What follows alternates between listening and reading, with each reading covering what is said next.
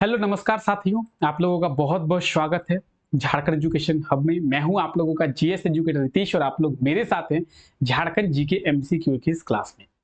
अगर Jharkhand GK MCQ की इस क्लास की बात की जाए तो आप सभी को पता होगा कि ये क्लास रोजाना रात को 9 बजे होती है और इस क्लास में हम लोग झारखंड जीके के इंपॉर्टेंट क्वेश्चंस के बारे में डिस्कस करते हैं। झारखंड जीके के वो क्वेश्चंस जो कि जेपीएससी और जेएसएससी के द्वारा पूछा गया है। जेपीएससी और जेएसएससी के द्वारा ऐसे कौन कौन से क्वेश्चंस हैं जिन्हें बार बार रिपीट किया गया है और आने वाले एग्जामों की अगर बात की जाए, चाहे वो एक्साइज कांस्टेबल का एग्जाम हो, चाहे वो सीजीएल का एग्जाम हो, चाहे वो झारखंड पुलिस का एग्जाम हो, तो उन एग्जामों में आप लोगों से कौन कौन से ऐसे क्वेश्चंस हैं जो पूछा जा सकता है और आने वाले एग्जाम में जितने भी क्वेश्चंस आप लोगों से पूछा जाने वाला है वो सभी क्वेश्चंस इसी क्लास से पूछे जाएंगे। इतना मैं आप लोगों को गारंटी देता हूं। तो आप लोग इस क्लास में मेरे साथ रोजाना रात को 9 बजे जुड़ना ना भूले, जहां पे हम लोग झारखंड जीके के इंपॉर्टेंट क्वेश्चंस के बारे में डिस्कस करते हैं और हर एक क्वेश्चन के बारे में डिटेल में समझने का प्रयास करते हैं ताकि एग्जाम में आप लोगों से कोई गलती ना हो। अगर आप लोग गलती कर रहे हैं यहाँ पे कोई दिक्कत नहीं है, ये क्लास है, यहाँ पे आप लोग गलती कीजिए क्योंकि उसी गलती को कर कर आप जो है वो सीखेंगे।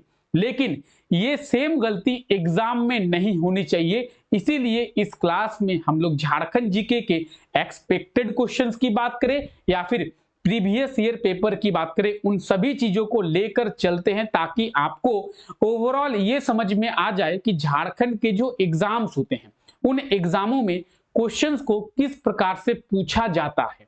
चाहे वो जेपीएससी का एग्जाम हो, जेएसएससी का एग्जाम हो, झारखंड दरोगा का एग्जाम हो, झारखंड पुलिस का एग्जाम हो, कोई सा भी एग्जाम हो, उस एग्जाम में आप लोगों से क्वेश्चन किस प्रकार से पूछा जाता है और आने वाले एग्जामों में आप लोगों से कैसे कैसे प्रश्न पूछे जाएंगे उसके बारे में इस क्लास में प्रॉपर डिटेल में हम लोग डिस्कस करते हैं।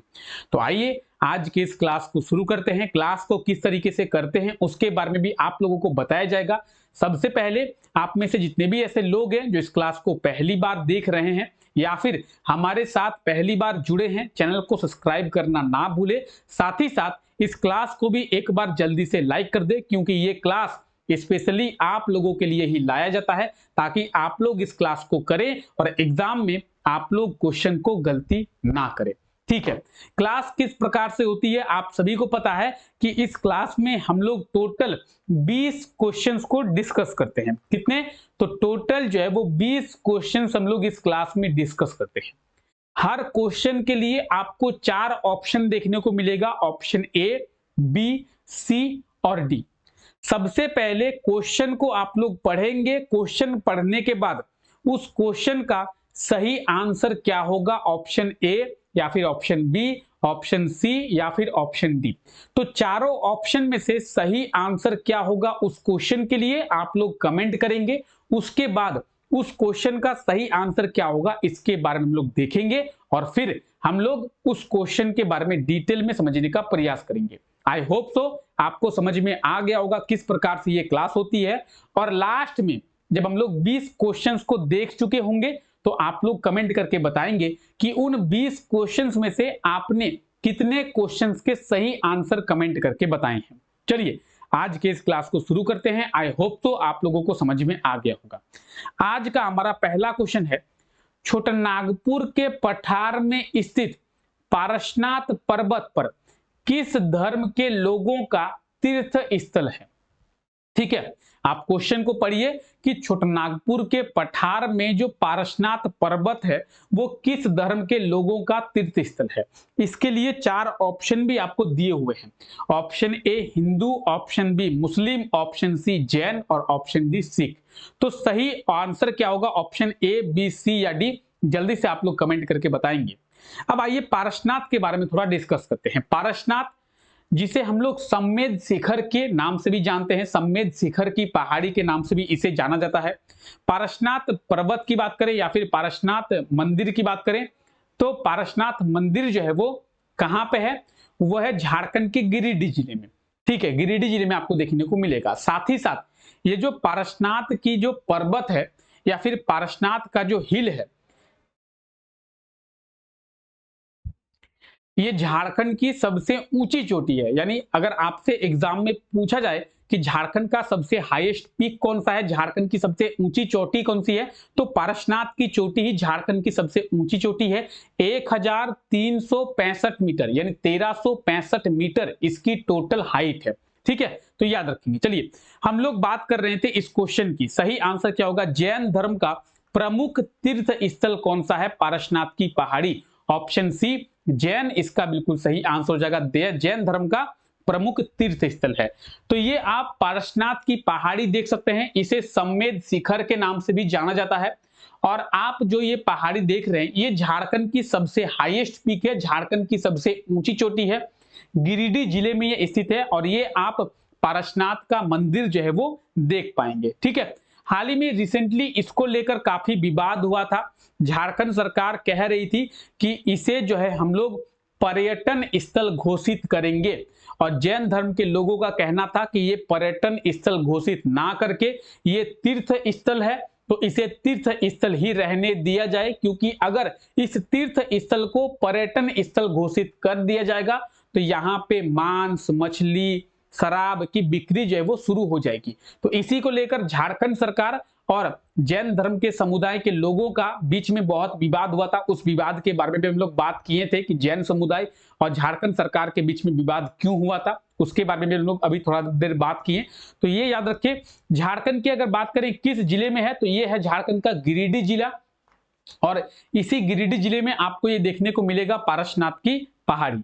आई होप तो पहला क्वेश्चन आप लोगों को क्लियर हो गया होगा, और जितने भी लोग इसका सही आंसर कमेंट करके बताएं वो लोग काउंट कर लेंगे, उनका एक क्वेश्चन जो है वो सही हो गया है। लास्ट में बताएंगे कितने क्वेश्चन आप लोगों के सही हुए। ठीक है, चलिए आगे बात करते हैं। आइए, झारखंड नहर सिंचाई के मामले में पिछड़ा क्यों है? क्यों झारखंड में नहर से सिंचाई नहीं की जाती है? पहाड़ी इलाका होने के कारण, जंगली इलाका होने के कारण, पर्याप्त वर्षा होने के कारण, या फिर किसान शुष्क खेती करते हैं? आखिर क्या वो रीजन है, आखिर क्या वो कारण है जिसमें झारखंड में नहर से सिंचाई नहीं की जाती है? नहर सिंचाई में झारखंड पिछड़ा है।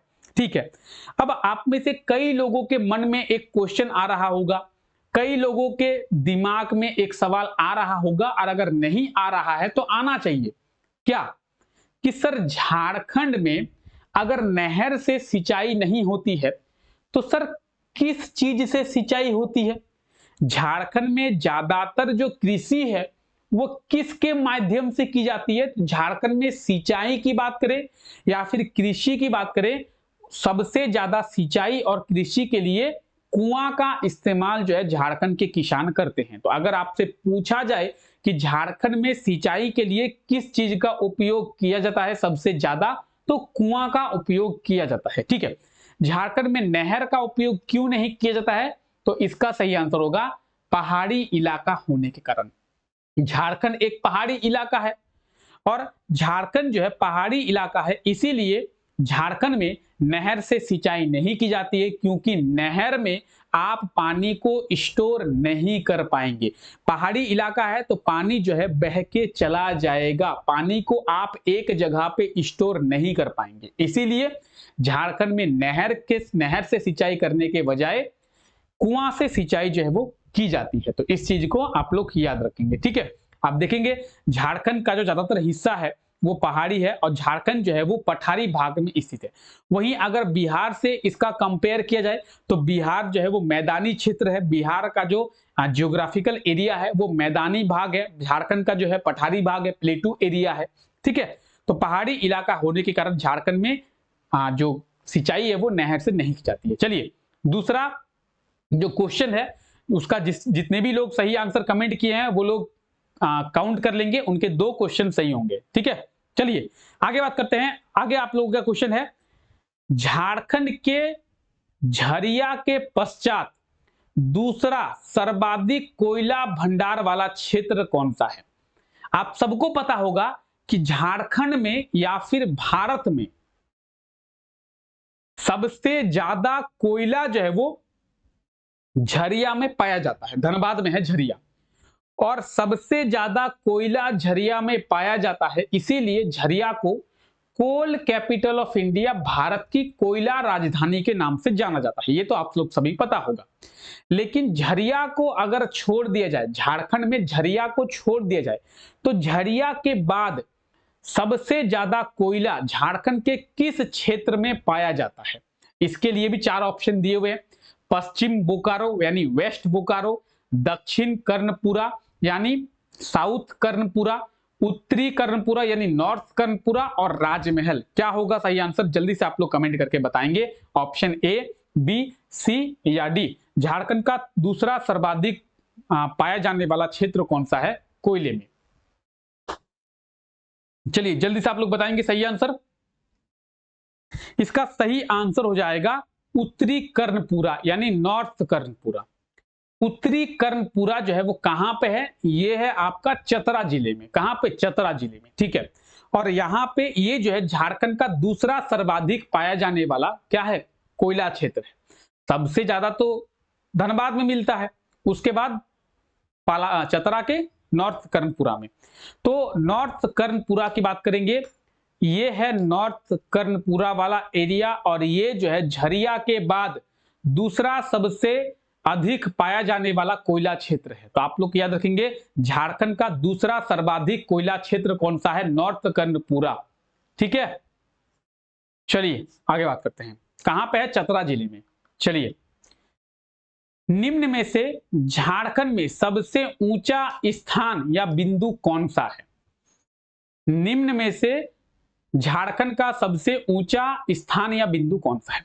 अब कई लोग इसमें कमेंट करेंगे, सर आपने तो ऑप्शन ही गलत दिया है, सर आपने तो ऑप्शन ही नहीं दिया। अभी आपने थोड़ी देर पहले कहा कि झारखंड का सबसे ऊंचा स्थान है पारसनाथ की पहाड़ी या फिर पारसनाथ की चोटी, लेकिन सर ऑप्शन में तो पारसनाथ की चोटी है ही नहीं।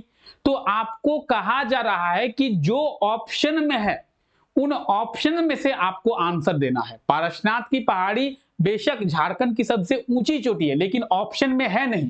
तो ऑप्शन में जो दिया हुआ है उसमें से आपको आंसर करना है। निम्न में से विच ऑफ द फॉलोइंग, निम्न में से झारखंड का सबसे ऊंचा स्थान या बिंदु कौन सा है?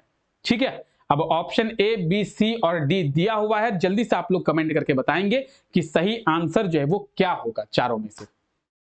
चलिए देखते हैं कितने लोग इसका सही आंसर कमेंट कर पाते हैं। जल्दी से सभी लोग कमेंट करेंगे। Very good evening. चलिए बहुत बहुत स्वागत है आपका। Very good evening.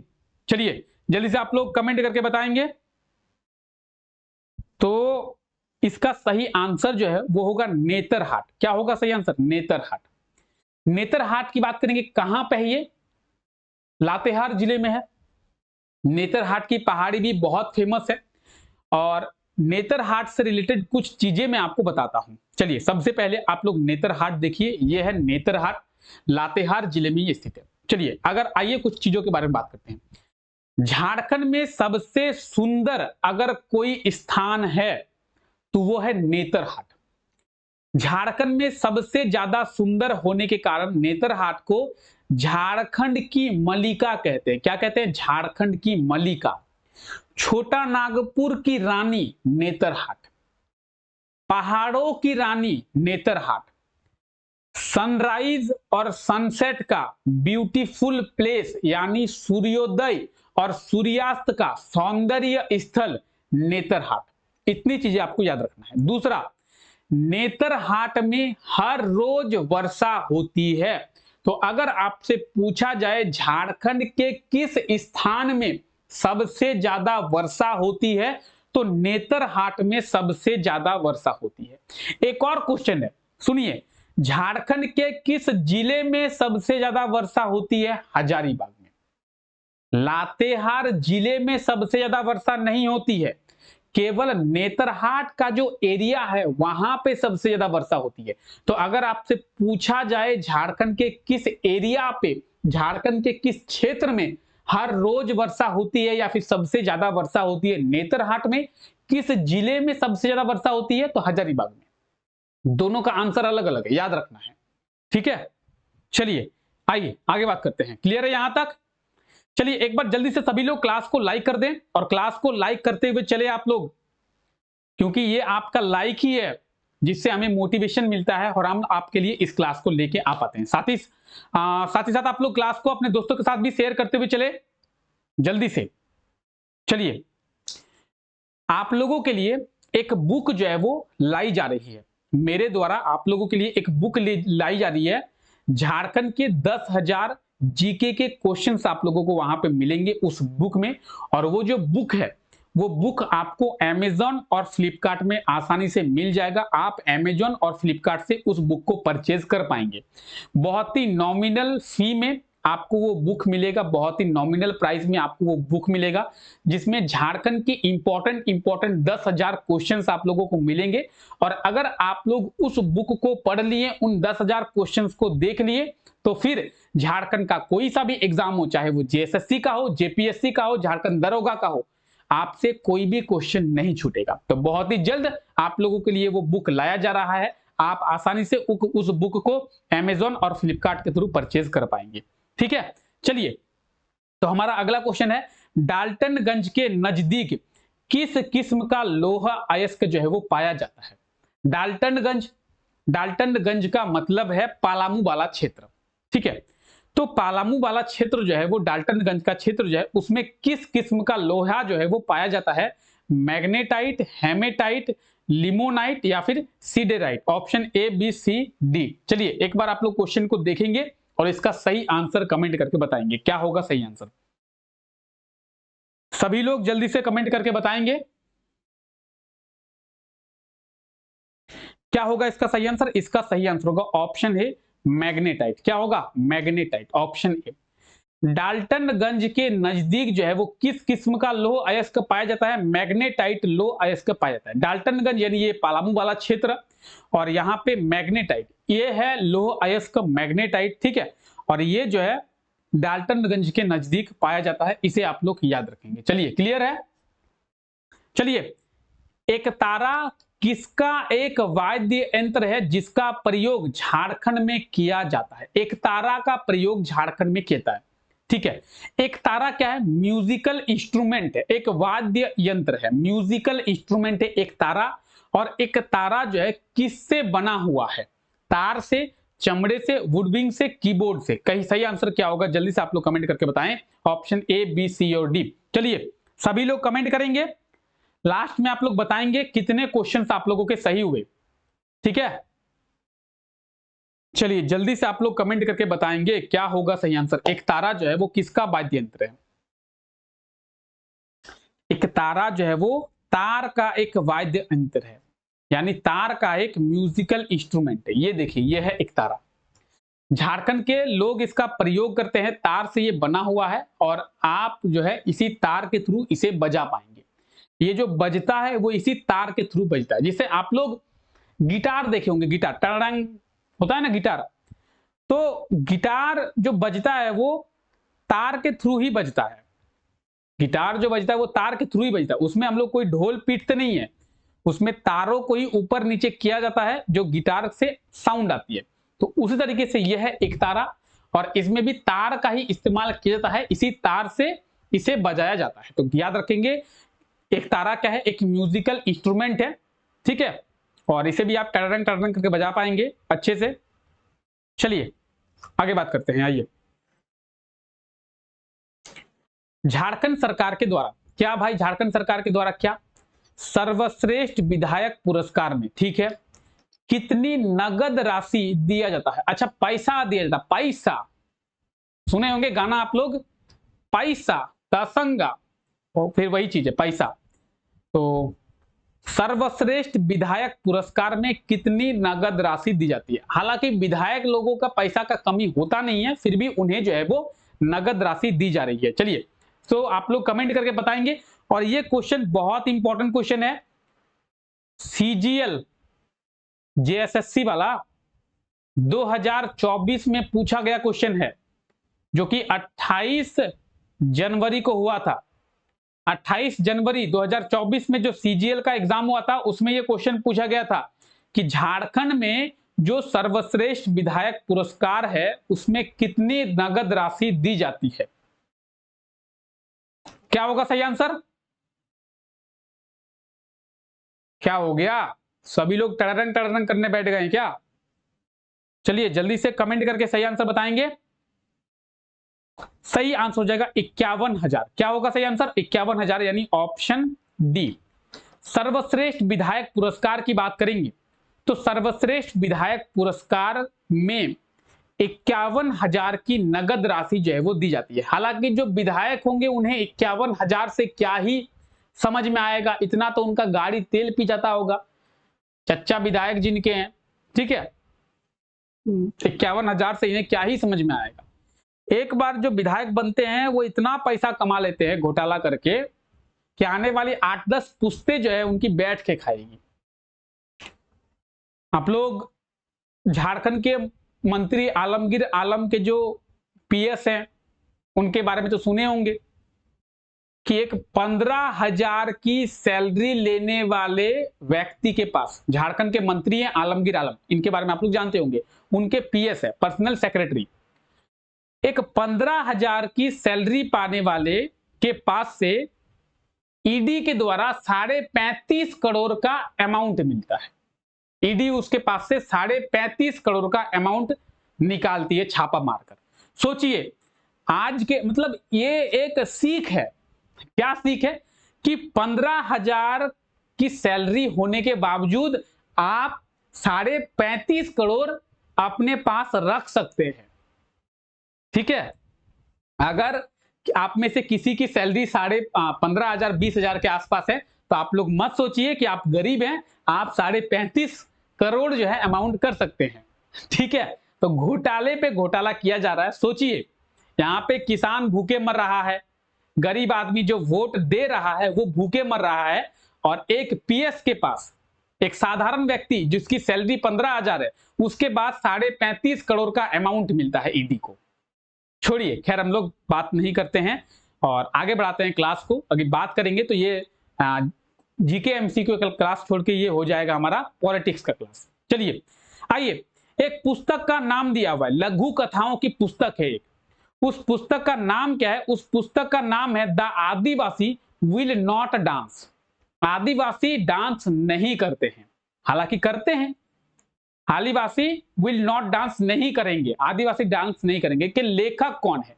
लघु कथाओं की एक पुस्तक है जिसका नाम है the Adivasi will not dance, और इस पुस्तक के लेखक कौन है आपको जल्दी से बताना है। मनोरंजन व्यापारी, हांसदा सुवेंद्र शेखर, सुचित्रा भट्टाचार्य या फिर जॉय गोस्वामी। क्या होगा सही answer? Option A B C D. Adivasi will not dance, सही आंसर क्या होगा? Hansda Sowvendra Shekhar, option B. बहुत इंपॉर्टेंट बुक है the Adivasi will not dance, Hansda Sowvendra Shekhar. ठीक है, कौन? हांसदा सोवेंद्र शेखर। तो अगर आपको कुछ ना याद रखे, आपको शेखर याद रखना है। ठीक है, तो हांसदा सोवेंद्र शेखर जी के द्वारा ये बुक लिखा गया जिसका नाम है the Adivasi will not dance. बहुत इंपॉर्टेंट बुक है, आपको याद रख लेना है। ठीक है, चलिए, तो शेखर जी ने ये बुक लिख दिया है। चलिए, रक्सेल वंश झारखंड के किस जिले की स्थापना की है? रक्सेल वंश के द्वारा झारखंड के किस जिले की स्थापना की गई है? ऑप्शन में है रामगढ़, पलामू, हजारीबाग, गढ़वा। क्या होगा सही answer? Option A B C D. जल्दी से आप लोग कमेंट करके बताएंगे। रक्सेल वंश के द्वारा झारखंड के किस जिले की स्थापना की गई है? Ramgarh, Palamu, Hazaribagh, Garhwa. Option A B C D. चलिए जल्दी से आप लोग कमेंट करके बताएंगे क्या होगा सही आंसर। रक्सेल वंश, क्या होगा सही आंसर? रक्सेल वंश के द्वारा पलामू जिले की। आप जब भी झारखंड का इतिहास पढ़ेंगे, हालांकि बहुत जल्द झारखंड का इतिहास आप लोगों का शुरू किया जाएगा, जहां पे हम लोग कंप्लीट थ्योरी को देखेंगे झारखंड के इतिहास के बारे में। ठीक है, तो झारखंड के इतिहास जब आप पढ़ेंगे तो आपको पता चलेगा, क्या पता चलेगा? कि झारखंड के पलामू वाले क्षेत्र में सबसे पहले रक्सेल वंश का शासन होता है। और रक्सेल को पराजित करके चेरो वंश जो है अपना वहां पे वंश स्थापित करता है। तो पहले पालामू वाले क्षेत्र में रक्सेल वंश का शासन होता है, उसके बाद चेरो वंश का शासन वहां पे देखने को मिलता है। तो पालामू वाले क्षेत्र में रक्सेल वंश की स्थापना, मतलब रक्सेल वंश का शासन होता है, रक्सेल के द्वारा पालामू की स्थापना जो है वो की गई। तो पालामू के रक्सेल वंश याद रखेंगे आप लोग, ठीक है। चलिए, पगहा जोरी जोरी रे घाटो, ये भी एक पुस्तक है। पगहा जोरी जोरी रे घाटो, और इस पुस्तक के लेखक कौन है? ये सब बहुत इंपॉर्टेंट बुक्स है, इनका नाम याद रखिए। पगहा जोरी जोरी रे घाटो, सलमान रुश्दी, रोहिंटन मिस्त्री, पुरुषोत्तम लक्ष्मण देश पांडे, रोज करकेट्टा। पगहा जोरी जोरी रे घाटो, क्या होगा सही answer? Option A B C D, जल्दी से आप लोग कमेंट करके बताएंगे। पगहा जोरी जोरी रे घाटो पुस्तक के लेखक हैं रोज करकेट्टा, ऑप्शन डी। ये आप देखिए बुक, पगहा जोरी जोरी रे घाटो, और इस बुक के नीचे इस बुक के लेखक का नाम आप लोग देख पाएंगे, रोज करकेट्टा। तो याद रखेंगे, पगहा जोरी जोरी रे घाटो पुस्तक के लेखक कौन है? तो इस पुस्तक के लेखक हैं कौन? रोज करकेट्टा। चलिए आइए, हाल ही में नीलेंदु कुमार को किस कोल कंपनी का सीएमडी नियुक्त किया गया है? करेंट अफेयर्स का क्वेश्चन है, और इसको हम लोग रिसेंटली करंट अफेयर्स के क्लास में डिस्कस किए, एक दो दिन पहले ही इसके बारे में डिस्कस किए। नीलेंदु कुमार को किस कोल कंपनी का सीएमडी यानी चीफ मैनेजिंग डायरेक्टर बनाया गया है? बीसीसीएल, ईसीएल, सीसीएल, एमसीएल, क्या होगा सही आंसर? जल्दी से आप लोग बताएंगे सही आंसर क्या होगा? Option A B C D. Nilendu Kumar को किस कोल कंपनी का सीएमडी जो है वो नियुक्त किया गया है? बीसीसीएल, ईसीएल, सीसीएल और एमसीएल, क्या होगा सही आंसर? सभी लोग कॉन्सेंट्रेट करेंगे और सही आंसर कमेंट करके बताएंगे, ठीक है। चलिए, क्या होगा सही आंसर? सही आंसर हो जाएगा सीसीएल, सेंट्रल कोलफील्ड लिमिटेड। क्या होगा? Central coalfield limited, CCL. CCL का जो सीएमडी है यानी चीफ मैनेजिंग डायरेक्टर है, वो किसे बनाया गया है? वो नीलेंदु कुमार को बनाया गया है। किसे बनाया गया है? नीलेंदु कुमार को बनाया गया है। याद रखेंगे आप लोग, नीलेंदु कुमार। तो ये है नीलेंदु कुमार, आप लोग देख सकते हैं, और इन्हें जो है सीसीएल का सीएमडी यानी चीफ मैनेजिंग डायरेक्टर जो है वो बनाया गया है, ठीक है। चलिए आगे बात करते हैं। आइए, हाल ही में झारखंड के किस खिलाड़ी को भारतीय महिला हॉकी टीम का कप्तान बनाया गया है? करंट अफेयर्स का क्वेश्चन, और रिसेंटली डिस्कस किए हैं, इसके बारे में आप लोगों को बताया गया। अच्छा, आप में से बहुत लोग होंगे ऐसे जिन्हें करंट अफेयर्स के क्लास के बारे में नहीं पता है। सुबह 5 बजे, रोजाना सुबह 5 बजे झारखंड करंट अफेयर्स का क्लास होता है। रोजाना सुबह 5 बजे, कब? रोजाना सुबह 5 बजे, ठीक है। झारखंड के किस खिलाड़ी को भारतीय महिला हॉकी टीम का कप्तान जो है वो बनाया गया है? तो क्या होगा सही आंसर? सही आंसर हो जाएगा सलीमा टेटे को।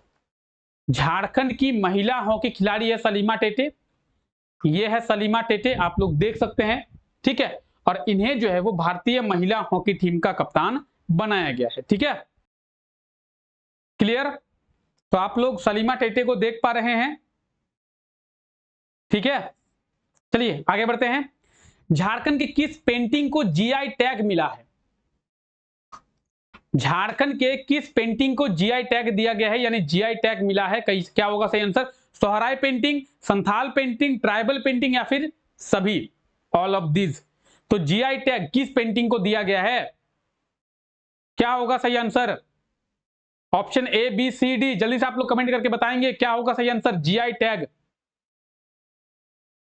Very very good evening guys. चलिए, जो भी लोग अभी अभी जुड़ रहे हैं उनका बहुत बहुत स्वागत है। जो भी लोग अभी जुड़ रहे हैं उनका बहुत बहुत स्वागत है इस क्लास में। जीआई टैग सोहराय पेंटिंग को दिया गया है। किस पेंटिंग को? सोहराय पेंटिंग को। ये सोहराय और कोभर, ये झारखंड की दो पेंटिंग है जिसे जीआई टैग यानी जियोग्राफिकल इंडिकेशन टैग दिया गया है। जीआई टैग के बारे में आई होप सो आप लोग जानते होंगे। जीआई टैग क्यों दिया जाता है? तो जब किसी चीज को उस क्षेत्र की पहचान देनी हो तो फिर जीआई टैग दिया जाता है। समझ गए? जब किसी चीज को उस क्षेत्र की पहचान देनी हो तो जीआई टैग दिया जाता है। झारखंड के सोहराय और कोबर पेंटिंग को जीआई टैग दिया जाता है। आपको झारखंड के मिट्टी के घरों में ये पेंटिंग देखने को मिलेगा। तो आप देख सकते हैं कुछ इस प्रकार की पेंटिंग है। ये ज्यादातर जो है मिट्टी के घर जो है उनके दीवालों में की जाती है और इसे जीआई टैग मिल चुका है। इसे आप लोग याद रखेंगे, ठीक है। अगला क्वेश्चन क्या है हमारा? झारखंड का कौन सा लोक नृत्य को अंतरराष्ट्रीय पहचान मिली है? छाऊ लोक नृत्य, जदुर लोक नृत्य, कर्मा नृत्य या फिर पाइका नृत्य? क्या होगा सही उत्तर? झारखंड के किस लोक नृत्य को अंतरराष्ट्रीय पहचान जो है वो मिल चुकी है? चलिए एक बार आप लोग जल्दी से कमेंट करेंगे, तब तक थोड़ा पानी पी लेते हैं।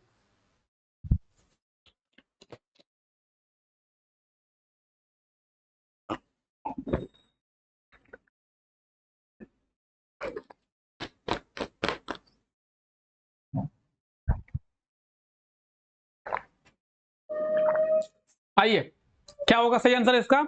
छऊ नृत्य। आप लोग सभी जानते होंगे छऊ नृत्य के बारे में। छऊ नृत्य की जो उत्पत्ति है वो झारखंड के सरायकेला खरसावां जिले से हुआ है, लेकिन झारखंड में ये ज्यादा फेमस नहीं है छऊ नृत्य की अगर बात करें। वहीं आप पश्चिम बंगाल जाइए तो पश्चिम बंगाल में छऊ नृत्य बहुत फेमस है। आप छत्तीसगढ़ वाले इलाके में जाएंगे या फिर छत्तीसगढ़ वाले क्षेत्र में जाएंगे तो आपको छऊ नृत्य जो है बहुत ज्यादा देखने को मिलेगा, लेकिन झारखंड में ये बहुत ज्यादा फेमस नहीं है। हालांकि शुरुआत झारखंड से हुई है लेकिन झारखंड में बहुत ज्यादा प्रसिद्ध ये नहीं हुआ है। कुछ इस प्रकार से आप लोग देख पाएंगे छऊ नृत्य जो है वो किया जाता है। और झारखंड के सरायकेला खरसावां जिले की बात करेंगे तो ये आप झारखंड का सरायकेला खरसावां जिला देख रहे हैं और यहीं से छऊ नृत्य की उत्पत्ति जो है वो हुई है। तो अगर आपसे एग्जाम में पूछा जाए कि झारखंड के किस जिले में छऊ नृत्य की उत्पत्ति मानी जाती है तो सरायकेला खरसावां, ठीक है। क्लियर है? चलिए, किस जनजाति के द्वारा यात्रा त्योहार जो है वो मनाया जाता है? क्वेश्चन देखिए, यात्रा त्योहार किस जनजाति के द्वारा मनाया जाता है? संथाल जनजाति के द्वारा, उरांव जनजाति के द्वारा, मुंडा जनजाति के द्वारा या कोरबा जनजाति के द्वारा? कौन से ट्राइब के द्वारा यात्रा जो फेस्टिवल है वो सेलिब्रेट किया जाता है? संथाल ट्राइब, उरांव ट्राइब, मुंडा ट्राइब या फिर कोरबा? क्या होगा सही आंसर?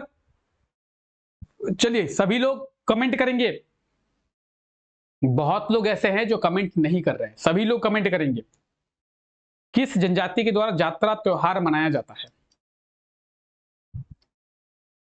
सही आंसर हो जाएगा उरांव जनजाति।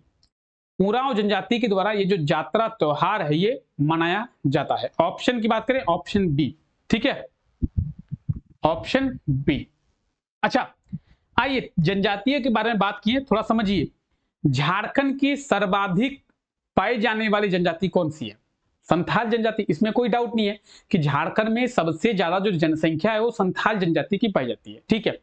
झारखंड की दूसरी सर्वाधिक पाई जाने वाली जनजाति उरांव जनजाति। झारखंड की सर्वाधिक पाई जाने वाली जनजाति संथाल, झारखंड की दूसरी second largest tribe in Jharkhand Oraon, ठीक है। चलिए आइए आगे बात करते हैं।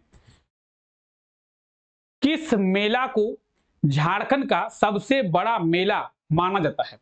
आप जब झारखंड का सिलेबस देखेंगे तो आपको झारखंड के कुछ मेलों के बारे में भी पढ़ना है। हिजला मेला हो गया, सोनपुर का मेला हो गया, श्रावणी मेला हो गया, दशहरा मेला हो गया। तो ये कुछ इंपॉर्टेंट जो मेले हैं जिनके बारे में आपको पढ़ना है। तो किस मेला को झारखंड का सबसे बड़ा मेला जो है वो माना जाता है? अब क्या होगा सही आंसर? ऑप्शन ए, बी, सी और डी। जल्दी से आप लोग कमेंट करके बताएंगे। किस मेला को झारखंड का सबसे बड़ा मेला जो है वो माना जाता है? सभी लोग कमेंट करके बताएंगे। सही आंसर हो जाएगा श्रावणी मेला। क्या होगा सही answer? Shravani Mela, option A. Shravani Mela जो कि देवघर जिले में लगता है बाबा बैद्यनाथ धाम मंदिर में। और ये जो मेला है झारखंड का सबसे बड़ा मेला जो है वो माना जाता है। तो आप देख सकते हैं श्रावणी मेला सभी को पता होगा देवघर जिले में लगता है और इसी मेले को झारखंड का सबसे बड़ा मेला के रूप में जाना जाता है। ठीक है, चलिए पूरे 1 महीना रहती है ये। दाऊद खां किला किस जिले में स्थित है? दाऊद खां किला लातेहार, गुमला, सिमडेगा, पलामू, क्या होगा सही आंसर? दाऊद खां जिला कहां पे है? दाऊद खां जिला कहां पे है? क्या होगा सही आंसर? जल्दी से कमेंट करके बताएंगे। दाऊद खां जिला कहां पे है? चलिए सही आंसर हो जाएगा लातेहार। क्या होगा सही आंसर? लातेहार। लातेहार जिले में है दाऊद खां। ये आप देख रहे हैं दाऊद खां जिला और कहां पे है ये? लातेहार जिले में है। ठीक है, याद रखेंगे। एक और चीज याद रखना है, पलामू का किला कहां पे है? पलामू का किला लातेहार जिले में। नाम है पलामू का किला लेकिन है वो लातेहार जिले में। जिस तरीके से गुलाब जामुन, तो गुलाब जामुन में गुलाब होता है क्या? नाम है गुलाब जामुन लेकिन गुलाब होता है क्या उसमें? ना गुलाब होता है ना जामुन होता है, लेकिन नाम क्या है? गुलाब जामुन। उसी तरीके से नाम कुछ भी हो सकता है। पलामू का किला नाम है लेकिन है कहां पे वो? लातेहार जिले में। तो पलामू का किला कहां पे है? क्वेश्चन यही मिलेगा और सबसे पहले ऑप्शन ए में आपको मिलेगा पलामू, लेकिन आपको खोजना है कि लातेहार कहां पे है। ठीक है, चलिए अभी कहा जाता है ना नाम में क्या रखता है? जिसका नाम खुशी है वो भी जिंदगी में दुख देके चली जाती है। तो नाम के साथ आप लोगों को नहीं जाना है। ठीक है, बोला जाता है ना नाम में क्या रखना है। चलिए ओलचिकी, अच्छा यहां पे कोई खुशी नाम की लड़की है नहीं ना? नहीं, बुरा मान जाएगी, बोलेगी सर ऐसा बोल दिए मेरे बारे में कि जिसका नाम खुशी है वो भी दुख देके चली जाती है। एग्जाम्पल दे रहे हैं, नाम के साथ आप लोगों को भावनाएं नहीं जोड़नी है। जिसका नाम लक्ष्मी है उसके पास भी कंगाली छाई हुई है ना? तो नाम के साथ नहीं जाना है आप लोगों को। चलिए ओलचिकी जो है वो किस भाषा की लिपि है? किस भाषा की स्क्रिप्ट है ओलचिकी? संथाली भाषा, मुंडारी भाषा, हिंदी भाषा, नागपुरी भाषा, क्या होगा सही आंसर? अच्छा किसी को पता है ओलचिकी लिपि जो है उसके जनक कौन है? ओलचिकी लिपि के पिता किसे माने जाते हैं? कौन? ओलचिकी जो स्क्रिप्ट है उसके फादर कौन है? उसके फादर है पंडित रघुनाथ मुर्मू। ठीक है, ओलचिकी किस भाषा की लिपि है? संथाली भाषा की लिपि है। चलिए ऑप्शन ए बिल्कुल सही आंसर हो जाएगा और ये देख सकते हैं ओलचिकी लिपि को आप लोग। ठीक है, तो ओलचिकी जो लिपि है वो संथाली भाषा की लिपि है। ठीक है, और इसके पिता कौन है? पंडित रघुनाथ मुर्मू। ये आप पंडित रघुनाथ मुर्मू को देख सकते हैं, इन्हीं के द्वारा ओलचिकी लिपि की खोज की गई है। ठीक है, चलिए माजवान क्या है? माजवान, माजवान क्या है? संथालों का सुबह का नाश्ता, संथालों का दोपहर का नाश्ता, संथालों का रात का भोजन, संथाल जनजाति का पर्व, माजवान क्या है? चलिए जल्दी से आप लोग कमेंट करके बताएंगे माजवान जो है वो क्या है। ऑप्शन ए, बी, सी और डी। सोच रहे हैं यहाँ पे कोई नाम नहीं है, कोई है नहीं ना खुशी और लक्ष्मी बोल के, नहीं तो बोलेंगे सर हमारे बारे में ऐसे बोल रहे हैं। नाम क्या रखा वही बता रहे हैं। जिसका नाम कलुआ है वो गोरा भी हो सकता है ना?